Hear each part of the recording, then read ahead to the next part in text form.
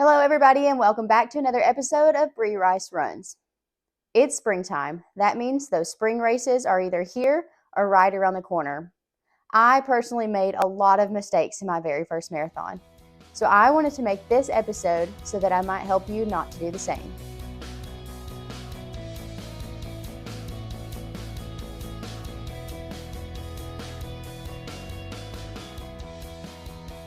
So the first mistake wasn't really a mistake. It actually wasn't my fault. I had a stomach virus the week of the race, which was very unfortunate. However, it did teach me the importance of a carb load because I was not able to really do it. I was still pretty sick up until about Wednesday of race week.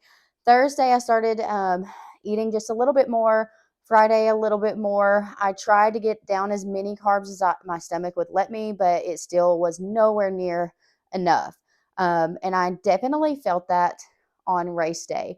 So if you're somebody that thinks, carb loading doesn't apply to you because, maybe you're not a fast runner, but you're still spending a lot of time out on the roads exerting effort. So a carb load is definitely important, maybe even more so to you.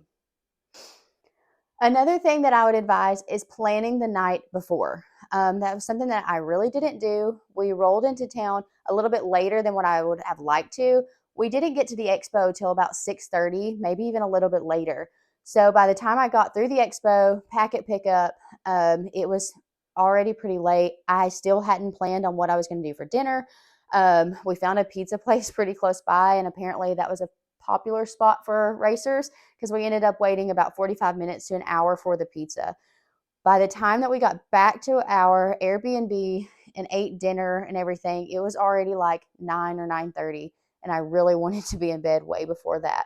So that was just poor planning, and I would advise to make that plan. Everybody kind of plans for race morning and all that. Plan the night before because it will help you too. Okay, so kind of going back to fueling, I will say that I planned out my fueling. However, I still don't think that I had enough throughout the race. I felt like you hear the term bonked all the time, and I really don't know exactly what constitutes a bonk. But I will say, past mile 18 to the end of the race felt like crap. Like I didn't know if I could finish. I definitely attribute that to a lot of things. But I would think underfueling was one of them. And looking back, the recommendation is 40 to 60 grams of carbs per hour.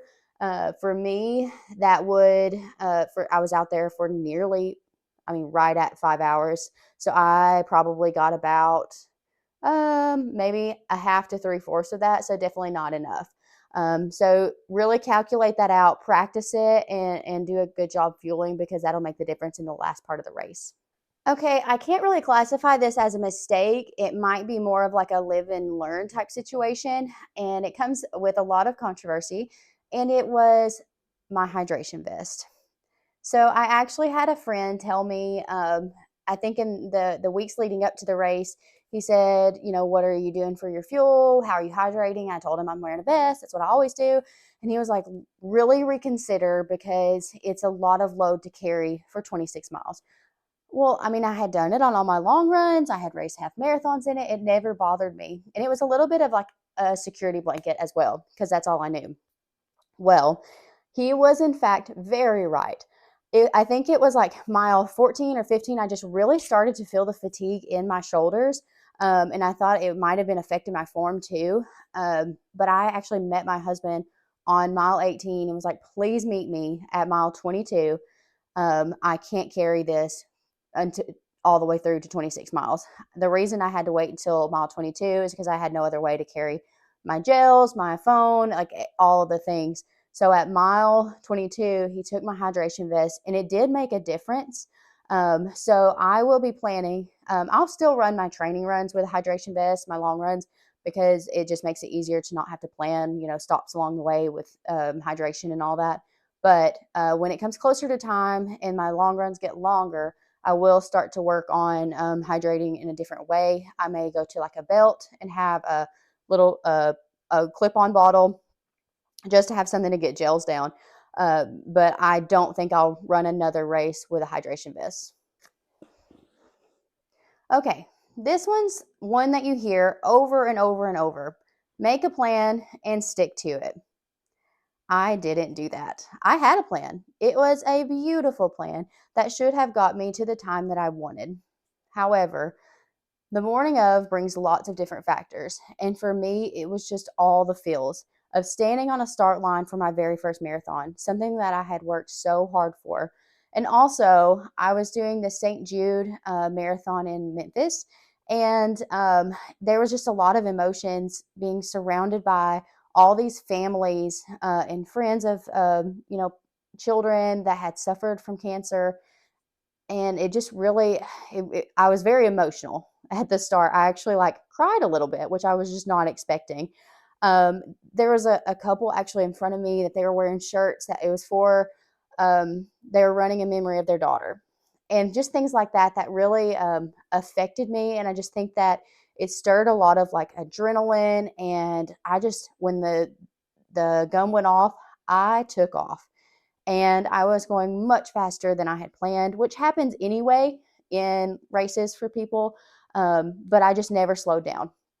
And I remember it was like mile 6 or 7, and my watch was like mile whatever it was, and it said like 9 minutes and so many seconds. And I was like, whoa, this is way, way, way too fast. I tried to slow it down a little bit after that, but it was kind of the deed was already done. At mile 13, I remember thinking, man, like I can run a half marathon, but I feel very tired already. And that scared me. And yep, for good reason, because like I said earlier, mile 18, 19, I just really started to suffer.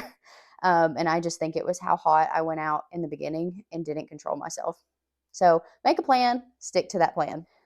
This point's not really about performance, it's more about enjoying your race weekend. So we didn't spend a whole lot of time in Memphis. I came down Friday, we left home about midday. Like I said, we got there pretty late. So we didn't have Friday there, which I wouldn't have wanted to do a bunch of walking anyway.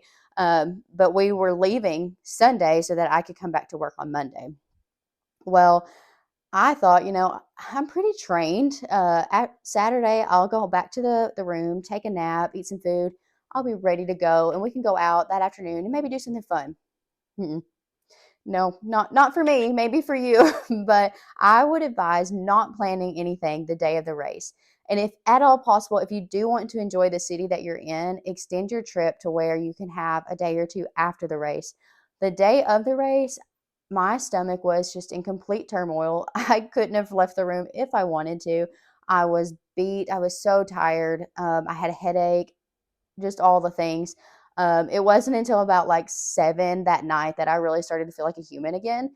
And we did go out and go to dinner, and I felt much better after that. But I just wouldn't make plans to just go out and explore the day of, unless you're just a very fit, trained individual. So, lastly, I would like to say try to have fun. Not all races are going to go the way that we plan. I learned that in a very hard way. But even so, I was still incredibly proud of the effort that I had put in throughout my training block, and the effort of the day. Even though I didn't follow my plan like I would have liked to, or even fuel appropriately, there were so many things that I learned. But I'm so proud that I completed that marathon. And overall, I'm able to look back on that experience and think of it positively. We had fun that weekend. The expo, the race itself was a very well organized race, and just so many supporters, and the finish line was fun. So don't look to results um, in a way to gauge like the whole entire experience, because I think that, like I said, not every race is going to go like you plan. So just try to enjoy yourself, because that's if we don't enjoy it, we're not going to keep coming back for more. And I've learned that in the past as well. So give it your all, but also give yourself grace and just enjoy yourself. That's it, everybody, on this episode of Bree Rice Runs. If you have a race this weekend, good luck, and we'll see you next week.